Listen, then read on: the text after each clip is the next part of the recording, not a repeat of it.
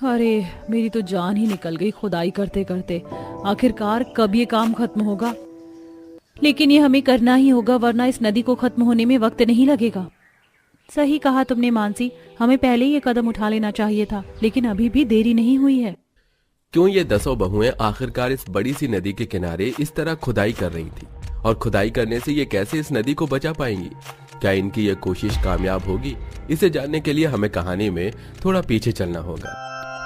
इसलिए मैं कहती थी कि हाथों हाथ कपड़े धो दिया करो। अब देखो, सिर्फ 5 दिन के कपड़े कितने ज्यादा जमा हो गए। कपड़ों का तो ढेर लग गया, जैसे ये घर ना हो धोबी घाट हो। इस बार तो सच में काफी कपड़े जमा हो गए हैं और रात के बर्तन भी यूं ही पड़े हैं। चलो इन सबको लेकर नदी किनारे चलते हैं। बर्तन कपड़े भी धो लेंगे और पीने का पानी भी भर लेंगे। घर में एक बूंद भी पीने का पानी नहीं बचा है। अर्पिता, मानसी, तारा, किंजल, काजल, पूनम, प्रीति, सुहानी, आंचल और दिशा 10 के 10 बहनें रामपुर नाम के एक छोटे से गांव में रहती थी। कहने को इनका गांव तो काफी बड़ा था, लेकिन उनके गांव में एक ही नदी बनी हुई थी। एक ही नदी के अंदर से ये सब लोग पीने का पानी लेते हैं और उसी में ही कपड़े, बर्तन और नहाने वगैरह का काम भी करते हैं। अरे, ये नदी का पानी पीने में इतना अजीब सा क्यों लग रहा है? खारा खारा सा लग रहा है। लेकिन इसका पानी तो पहले मीठा था ना? अरे वो तो होगी ही ना। अब गांव के सभी लोग खुद का नहाना धोना, गाय भैंस को नहलाना, कपड़े बर्तन सब इसी नदी में तो करते हैं, तो पानी तो खराब होगा ही। काश हमारे गांव में भी 2-3 नदियां होती तो कितना अच्छा होता ना। 2 नदी में सारे काम होते और एक नदी से हम लोग पानी पीते। हम सभी बहनों का जिस गांव में रिश्ता हुआ है, सुनने में आया उस गांव में बहुत बड़ा कुआं है। सालों से गांव के सभी लोग उसके पानी का उपयोग कर रहे हैं। मैं तो बहुत ज्यादा खुश हूँ उस गांव में जाने के लिए। फिर हमें ऐसे गंदा पानी पीने की कोई जरूरत नहीं होगी। एक नदी होने की वजह से 10 बहनें काफी ज्यादा परेशान थी। सबसे ज्यादा परेशानी तो उन्हें पीने के पानी को लेकर थी। ऐसे ही समय गुजरता है और 10 बहनों की उनके गांव के पास वाले गिरधारीपुर नाम के गांव में एक ही घर में 10 भाइयों से शादी हो जाती है। शादी के 2 से 3 दिन गुजर जाते हैं और अब सभी बहू मिलकर अपनी ससुराल की जिम्मेदारियां संभालती हैं। ये क्या, खाना बनाने के लिए तो रसोई में बिल्कुल पानी ही नहीं है। एक काम करती हूँ, कुएं से लेकर आ जाती हूँ, फिर खाना भी तो बनाना है। अरे आंचल, कहाँ जा रही हो? खाना बनाने का पानी खत्म हो गया है, वही कुएं से भरने के लिए जा रही हूँ। मुझे भी कपड़े धोने थे और पानी नहीं है। काम करते हैं, साथ में चलते हैं। दिशा और आंचल पानी का मटका उठाती हैं और सीधा कुएं के पास पानी लेने के लिए जाती हैं और देखती हैं कि कुएं के पास तो पहले से ही गांव की औरतों की काफी भीड़ जमी हुई है। ये क्या, आप लोग अपने अपने पानी के मटके और बाल्टी लेकर कुएं के पास क्यों खड़े हैं? पानी क्यों नहीं भर रहे? अरे कुएं के अंदर पानी होगा तो भरेंगे ना। देखो, बिल्कुल रत्ती भर पानी बचा है। अब इस पानी से तो पूरे गांव वाले सिर्फ 2 से 3 दिन ही गुजारा कर सकेंगे। अब इतने से पानी में हमारा क्या होगा? ऐसा नहीं हो सकता। पानी के बिना तो हम लोग एक दिन में गुजारा नहीं कर सकेंगे। हम क्या करेंगे? आंचल, दिशा दोनों जल्दी से घर आती हैं और सारी बात बाकी की बहू को बताती हैं। सोचा था कि मायके में पानी को लेकर परेशानी है तो कम से कम ससुराल में तो परेशानी से छुटकारा मिलेगा, लेकिन देखो यहाँ तो उससे बड़ी परेशानी खड़ी हो गई। कम से कम हमारे गांव में पानी तो था। अब हम करें तो करें क्या? इस एक एक मटके पानी से तो हम लोग अपना गुजारा नहीं चला सकते ना।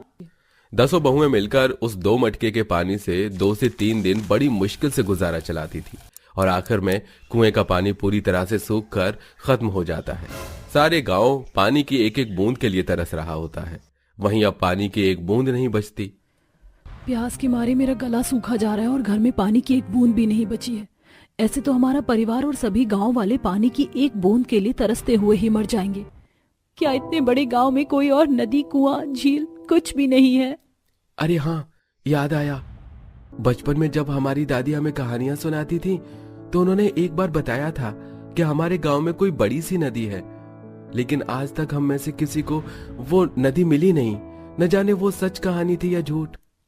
क्या पता आपकी दादी सच कहती हो और आप लोगों ने ठीक से ना ढूंढा हो, क्योंकि जब गांव के बीचों बीच ही पानी से भरा हुआ कुआं हो तो कोई पानी के लिए इधर उधर क्यों जाएगा? एक काम करते हैं, हम सभी मिलकर उस नदी को ढूंढते हैं। क्या पता वो नदी हमें गांव में ही कहीं ना कहीं मिल जाए। पानी मिलने की आस से सभी बहुएं पानी का मटका उठाती हैं और गांव में हर जगह इधर से उधर घूमने लगती हैं। पूरे गांव में घूमने के बाद अब सभी बहुएं जंगल में भी चक्कर लगाती हैं, लेकिन वहां भी उन्हें नदी का नामो निशान नहीं मिलता।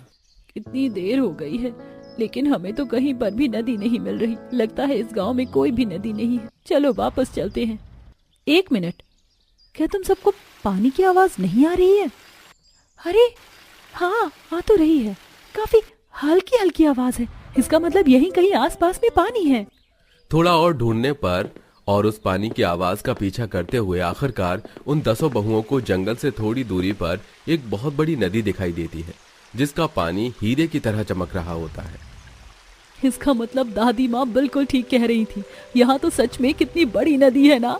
इस नदी से तो हम कई सालों तक अपना आराम से गुजारा चला सकते हैं। चलो ये खुशखबरी पूरे गांव वालों को सुनाते हैं। सभी बहुएं अपना अपना पानी का मटका भर के सीधा गांव आती हैं और सभी गांव वालों को उस नदी के बारे में बताती हैं। अरे तुमने तो हमारी जिंदगी की सबसे बढ़िया खुशखबरी दी है। अब हम सबको पानी के लिए यूं तरसना नहीं पड़ेगा। मैं तो वापस अपने मायके जाने की सोच रही थी, लेकिन अब तो मैं यहीं रहूंगी। चलो हम सभी वहां चलते हैं। वो नदी सभी गांव वालों के घर से काफी ज्यादा दूर थी, इसलिए बहुओं के कहने पर सभी गांव वाले मिलकर उस नदी के किनारे बस जाते हैं। कुछ दिनों तक तो सभी मिलकर उस नदी के पानी का सही तरीके से इस्तेमाल कर रहे थे, लेकिन जैसे जैसे वक्त गुजरता है तो सभी बहुएं ये देखती हैं कि गांव के लोग अब उस नदी के अंदर अपनी गाय भैंसों को नहला रहे हैं, कचरा फेंक रहे हैं, कपड़ों और बर्तनों का गंदा पानी भी उसी में ही वो सब मछली पालन कर रहे हैं और साथ ही साथ उसी का पानी पीने के लिए भी उपयोग में ला रहे हैं। अरे ये लोग तो बिल्कुल हमारे गांव के लोगों की तरह ही नदी के पानी को खराब कर रहे हैं। अब हम इस पानी को कैसे बचाएं? इस तरह तो सारा पानी खराब हो जाएगा और इतने लोगों को तो हम समझा भी नहीं सकते। हमें कुछ ऐसा करना होगा जिससे इस नदी के कुछ हिस्से हो जाएं और अलग अलग हिस्सों में ये सब लोग अपने काम कर सके। लेकिन भला हम लोग नदी के हिस्से कैसे करेंगे? अगर पानी को बचाना है तो हमें इस नदी के हिस्से तो करने ही होंगे। सभी बहुएं खेती करने वाला फावड़ा और कुल्हाड़ी लेती हैं और नदी के आसपास की जमीन को खोदने लगती हैं, जिसे देख गांव वाले, अरे ये तुम सब क्या कर रही हो? नदी किनारे खुदाई क्यों कर रही हो? ताकि हम इस नदी के पानी को बचा सके। इन सबका दिमाग फिर गया है। अब कैसी अजीब अजीब बातें कर रही हैं। तकरीबन 1 से 2 हफ्ते तक सभी बहुएं मिलकर नदी के एक तरफ से 2 नदियों की खुदाई करती हैं और वहीं नदी के दूसरी तरफ से भी 2 नदियों की खुदाई करती हैं और इस तरह 2 हफ्ते की कड़ी मेहनत के बाद आखिरकार 10 बहुएं मिलकर एक नदी के 5 हिस्से कर देती हैं, जिन्हें देख गांव वाले काफी हैरान होते हैं। अरे ये तुम सब लोगों ने क्या किया? इतनी बड़ी नदी को 5 नदियों के अंदर बदल दिया। ये हमने आप लोगों के लिए किया है। अब एक नदी के अंदर के पानी का इस्तेमाल आप नहाने धोने में कर सकते हैं, एक नदी के पानी का इस्तेमाल पीने में, एक नदी के पानी का इस्तेमाल मच्छी पालन में, एक नदी के पानी का इस्तेमाल सिंघाड़े, कमल, ककड़ी और कमल के फूल की खेती के लिए, और एक नदी का इस्तेमाल आप लोग सब्जियों की खेती के लिए कर सकते हैं। इससे नदियों का पानी भी गंदा नहीं होगा और हम लोग आराम से उनके पानी का इस्तेमाल भी कर लेंगे। सभी गांव वाले उन 10 बहू की बात पर ज्यादा ध्यान नहीं देते और अपने अपने काम में लग जाते हैं। लेकिन जैसे जैसे समय गुजरता है अब ये 5 नदियां उसे एक गांव के लिए काफी बढ़िया साबित होने लगी थी। अब ना ही तो उन लोगों को खाना बनाने और पीने के लिए नदी के गंदे पानी का उपयोग करना पड़ रहा था और ना ही उनकी नदियां गंदी हो रही थी और अब उन सब के सारे काम भी काफी आसान हो गए थे। अरे तुम 10 बहुओं ने तो 5 नदियां बनाकर हमारे पूरे गांव को अच्छे से बसा दिया है। वही पहले तो ये हमें ज्यादा कुछ खास नहीं लगा, लेकिन अब हम सबको ही अपने सारे काम करने में बड़ी आसानी होती है। वरना पहले तो पूरे गांव में से कोई ना कोई गंदा पानी पीकर बीमार होता ही रहता था, लेकिन अब हमारे हर काम के लिए अलग अलग नदियां हैं जिससे पानी की भी बचत होती है और पानी साफ भी रहता है। हम लोग जानते थे कि एक दिन ये 5 नदियों वाला गांव आपको जरूर रास आएगा, इसीलिए तो हमने ये किया। हमारे जीवन का एक अनमोल रत्न है पानी और हम किसी भी कीमत पर इस रत्न को नहीं गवा सकते। 10 बहू की वजह से उस गिरधारीपुर नाम का गांव अब 5 नदियों वाले गांव के नाम से बदल जाता है और अब सभी बहुओं के साथ साथ गांव वाले आराम से उन 5 अलग अलग नदियों के पानी का अलग अलग काम में इस्तेमाल करते हुए पानी की बचत करना भी सीखते हैं। इसी के साथ अब सब नदियों को साफ भी रखते हैं। आधी रात का समय होता है। गांव में सभी लोग अपने घर में खाना खाकर सो रहे होते हैं, तो वहीं गांव के नदी के किनारे नाव के अंदर कुछ बहू काम कर रही होती हैं। एक आटा गूंथ रही होती है, दूसरी सब्जियां काट रही होती है। नदी के किनारे एक चूल्हा बना होता है। हे भगवान, आज तो काम भी नहीं हो पा रहा। बहुत ठंड लग रही है, ऊपर से ये ठंडी ठंडी हवाएं भी चल रही है। ऐसे दिन देखने पड़ेंगे, ये तो मैंने कभी सोचा नहीं था। काश हमारे पास एक कम्बल ही होता। यहाँ तो हमारे पास कुछ भी नहीं है ठंड से बचने के लिए। वैसे तो हम सब ये बेकार में ही बर्दाश्त कर रहे हैं। आज अगर ननन जी ने ऐसा न किया होता तो हमारा ये हाल ना होता। माँ जी को मैंने कई बार कहा, लेकिन वो इधर से सुनती हैं उधर से निकाल देती हैं। उनके ऊपर हमारी बातों का फर्क थोड़ी पड़ता है। ऐसा बोलकर सभी बहुएं आपस में गुस्से में एक दूसरे से बातें कर रही होती हैं और ये सारी बातें उनके सास सुन लेती हैं। एक इंसान की गलती की वजह से सभी को सजा मिल रही है। मेरी 10 बहू 10 बेटे सब अपने घर को छोड़कर नाव पर आ गए हैं। हे भगवान, अब तुम ही कुछ करो। इस तरह गांव के इतने सारे परिवार वालों में से सिर्फ एक ही परिवार था जो इस तरह की परेशानियों को उठा रहा था, लेकिन बिना वजह किसी के साथ कुछ नहीं होता। इन लोगों की इस परेशानी की वजह जानने के लिए कहानी में थोड़ा पीछे चलते हैं। ग्राम पंचायत के छोटे से गांव में एक खुशी का माहौल है। कल्याणी की 5 छोटी बहू का गृह प्रवेश होता है। आओ बहू, तुम्हारा इस घर के अंदर स्वागत है। हाँ हाँ, हम 5 की देवरानियां आ गई हैं। अब तो इस घर में और भी मजा आ जाएगा। तभी छोटी बहू खुशी से कहती है, कितनी खुशहाली छाई है। आज से हमारी जिंदगी में भी कुछ नया होने वाला है। गृह प्रवेश के दौरान काजल, रेखा, सेजल, रूबी और अंजू बहुत खुश होती हैं क्योंकि उनकी जिठानियां परिणीति, तारा, पूर्वी, शिखा और कनिका सभी उनके साथ बहुत अच्छे से रहती हैं और उनका अच्छे से स्वागत करती हैं। इस तरह गृह प्रवेश के बाद कुछ दिन बीतते हैं और घर में खुशहाली बनी रहती है। 10 बहू अच्छे से घर की जिम्मेदारियां संभाल लेती हैं और इसी दौरान कल्याणी अपनी बेटी के बारे में सोचने लगती है। अब बस मेरी बेटी की शादी हो जाए और मुझे कुछ नहीं चाहिए। जैसे ही कल्याणी की बेटी ये सब सुन लेती है, उसे अचानक से हैरानी होती है और वो अपने कमरे में अपने आप से कहती है, मेरा मन तो अब कुछ और ही चाहता है। मुझे इस घर की ओर से नहीं बल्कि किसी और से प्यार है और इस लड़के से मैं शादी भी करना चाहती हूँ। ये बात मैं अपने माता पिता को नहीं बता सकती क्योंकि जिस लड़के से मैं प्यार करती हूँ उस लड़की को मेरा परिवार कभी नहीं अपनाएगा।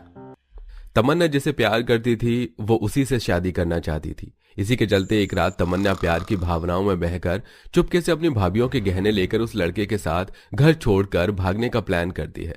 उसके भागने के बाद अगले दिन घर में सभी समझ जाते हैं कि तमन्ना घर छोड़कर निकल चुकी है। ये क्या, घर में से सभी के गहने गायब हैं? लगता है ननन जी ने बहुत लंबा हाथ मारा है। हम सभी के गहने साफ करके चली गई ननन जी। हे भगवान, ये मेरी बेटी ने क्या कर दिया? अब मैं कहाँ से ढूंढूं उसे? नंद गहने लेकर घर से भाग जाती है और पूरा परिवार हैरान रह जाता है। इस बात की खबर गांव में चिंगारी की तरह फैल जाती है। गांव वाले नंद के भागने की खबर सुनते हैं और इस बात का असर पूरे परिवार पर पड़ता है। एक दिन पंचायत के लोग आते हैं और हरिओम परिवार को गांव से बाहर निकालने का आदेश देता है।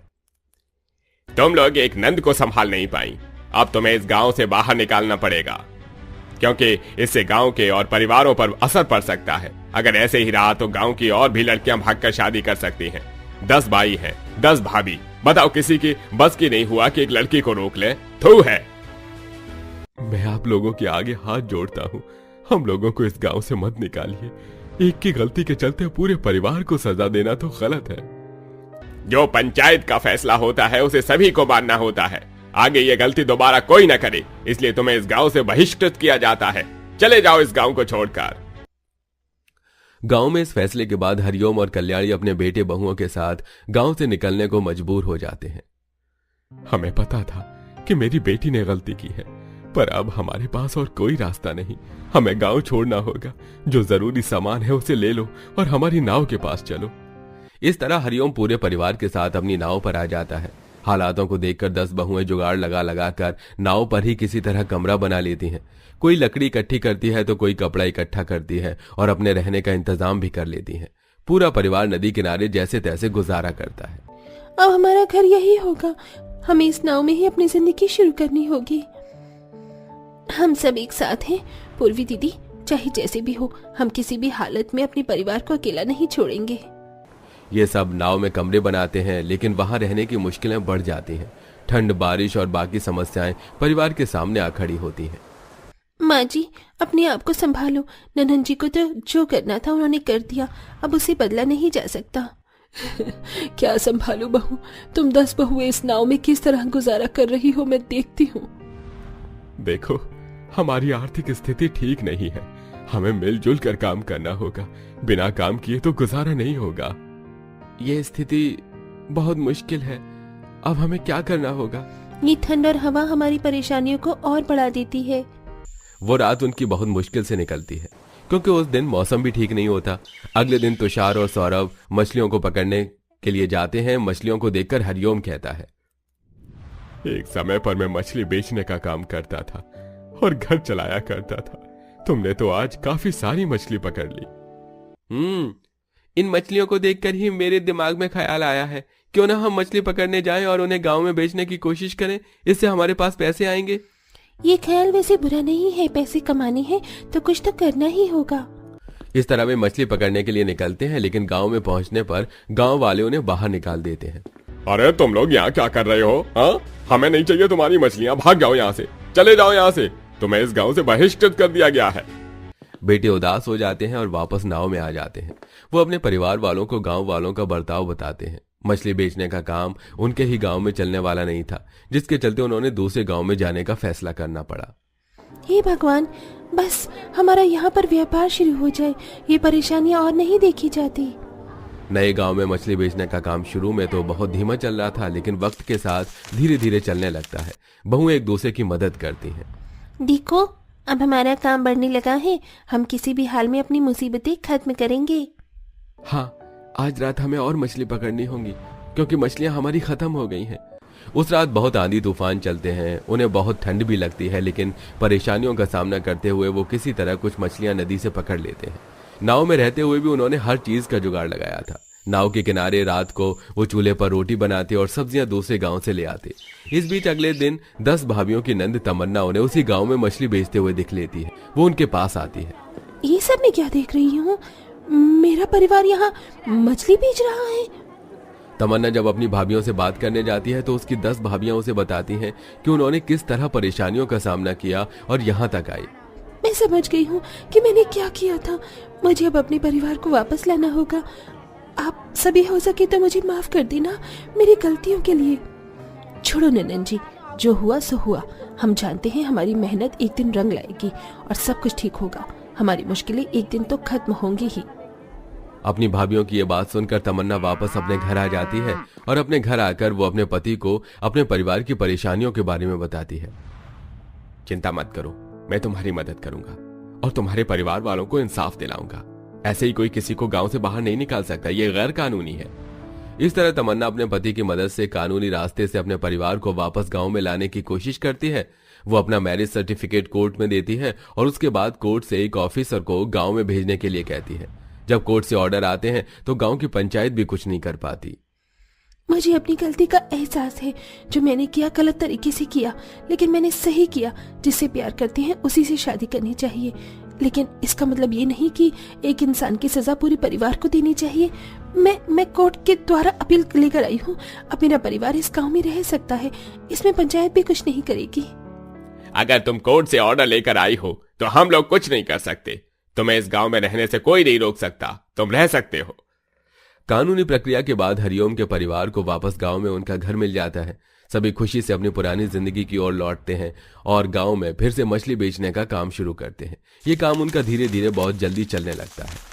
बहुओं, तुमने जो संघर्ष किया उसकी वजह से आज हम सब एक बार फिर से एक साथ हैं। तुम सबका धन्यवाद। मेरी बेटी तमन्ना हर कदम परिवार की तरफ सोचकर ही उठाना चाहिए। आगे से ये याद रखना और अपने बच्चों को भी अच्छी शिक्षा देना। अब हम सब एक साथ खुशी से रहेंगे। अब से कोई हमें अपने घर से बाहर नहीं निकालेगा। अब हमें कोई नहीं रोक सकता। हम अपने गांव में भी रहेंगे और अपना काम भी करेंगे। सभी खुश होकर घर में प्रवेश करते हैं और नई शुरुआत के साथ अपनी जिंदगी फिर से शुरू करते हैं।